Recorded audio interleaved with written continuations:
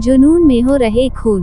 महाराष्ट्र के पुणे शहर में 21 जनवरी 2024 को एक सिरफिरे आशिक ने प्यार का विरोध करने पर अपनी प्रेमिका की मां की गला घोंट कर हत्या कर दी। कत्ल के लिए उसने कुत्ते की बैच का इस्तेमाल किया। प्रेमिका की शिकायत पर पुलिस ने केस दर्ज करके आरोपी को गिरफ्तार कर लिया। ये वारदात पुणे के पाषाण सुस रोड पर बनी एक सोसाइटी में हुई। वहां 58 साल की वर्षा अपनी 22 साल की बेटी मृण्मयी के साथ रहती थी। जनवरी महीने की पहली तारीख को वर्षा के पति की मौत हो गई थी। उनकी बेटी एक कंप्यूटर इंजीनियर है, लेकिन 1 जनवरी को पिता की मौत के बाद उसने अपनी नौकरी छोड़ दी थी। मृण्मयी की तकरीबन 7 महीने पहले एक डेटिंग ऐप पर शिवांशु के साथ मुलाकात हुई थी। फिर वे दोनों एक दूसरे से प्यार करने लगे थे, लेकिन कुछ महीने बाद ही मृण्मयी को पता चला कि उसका प्रेमी डिलीवरी बॉय है। मृण्मयी की मां वर्षा उन दोनों के रिश्ते के खिलाफ थी। वे लड़के की नौकरी और माली हालत को अपनी हैसियत के बराबर नहीं समझाती थी, इसलिए उन्होंने अपनी बेटी मृण्मयी से इस रिश्ते से बाहर निकलने के लिए कहा। पिता को खो चुकी मृण्मयी ने अपनी मां की बात मान ली।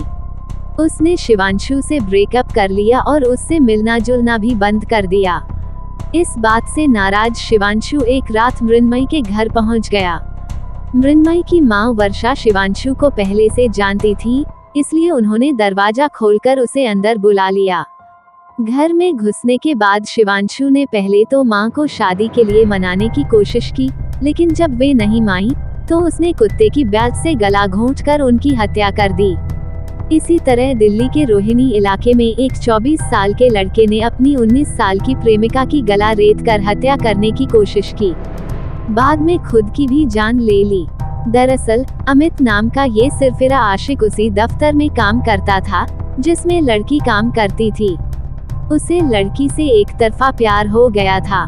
परेशान होकर लड़की ने अमित से बात करना बंद कर दिया। अमित ये बेरुखी सह नहीं सका।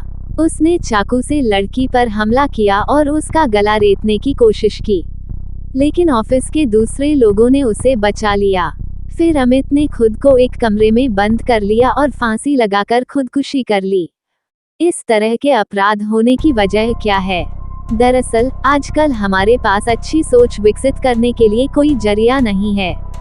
न हमारे पास वैसे लेखक हैं जो समाज को सुधारने की बातें कहते हो या जिनके लेखन में कोई पैनापन झलकता हो। न हमारे पास पढ़ने के लिए वैसी किताबें हैं जो हमें अच्छा नागरिक बनाएं। हम बस विश्वास या कहें कि अंधविश्वास के सहारे चल रहे हैं। तभी हम कहते हैं कि धर्म ने ऐसा कहा, इसलिए यही सही है, या प्यार ऐसे ही होता है और हम ऐसे ही प्यार करेंगे। इसी पर हमारा विश्वास है। आज हमारे पास देखने के लिए जो फिल्म या सीरियल की कहानियां हैं, उनमें तिकड़मबाजी, लालच और जबरदस्ती दिखाई जाती है। कुछ गिनी चुनी किताबें जो हम पढ़ते हैं, उनकी कहानियों में भी आज इसी तरह के ही किरदार दिखाई देते हैं। आज हमारे पास पढ़ने को बचा क्या है? ले देकर एक मोबाइल है जो सबके हाथों में होता है। हम उसमें आंखें गड़ाए रखते हैं। उसमें जो भी बेसिर पैर की बातें पढ़ने को मिलती हैं, वही हमारे मन में बैठती जाती हैं।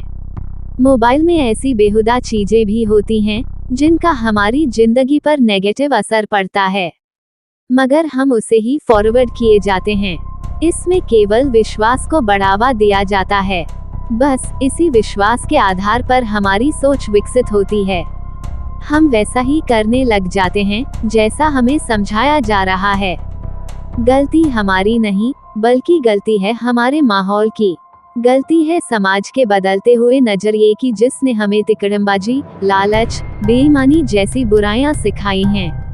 आज कुछ पत्रिकाएं हैं जो अच्छी सोच को समाज सुधारने का आधार मानती हैं। दिल्ली प्रेस की पत्रिकाएं ऐसी ही हैं, मगर समस्या यह है कि हम पढ़ने के लिए समय ही नहीं निकालते हैं। हम मोबाइल में लगे रहते हैं। जब तक हम मोबाइल के जंजाल से पीछा नहीं छुड़ाएंगे, तब तक कुछ भी सही होने की उम्मीद कैसे कर सकते हैं?